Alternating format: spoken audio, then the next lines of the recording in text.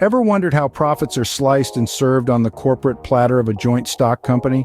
It's a fascinating process, an intricate dance of numbers and policies, all meticulously choreographed to ensure each shareholder receives their fair share. Today, delve into the captivating world of profit distribution in joint stock companies.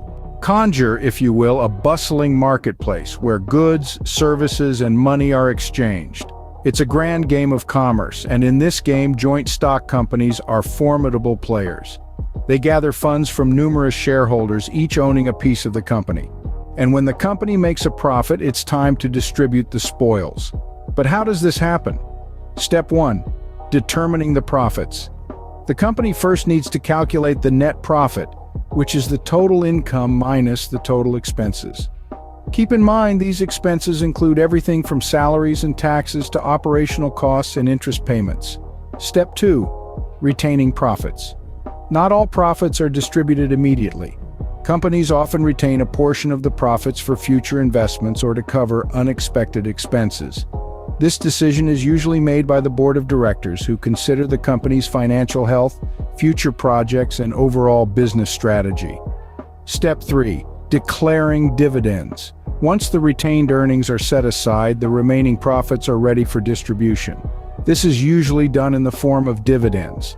The board of directors declares the dividends per share, and the shareholders receive their slice of profit according to the number of shares they own. Step 4. Distributing dividends. The dividends are then distributed to the shareholders on a specific date known as the payment date. It's like payday, but for shareholders. The company may choose to distribute dividends in cash, additional shares, or other property. Step 5. Reporting. Lastly, the company reports the dividends distribution in its financial statements.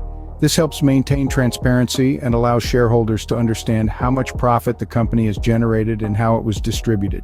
To wrap it all up, profit distribution in joint stock companies is a systematic process. It starts with determining the net profit, then deciding how much to retain for the company's future needs. The remaining profits are declared as dividends and distributed to the shareholders based on the number of shares they own.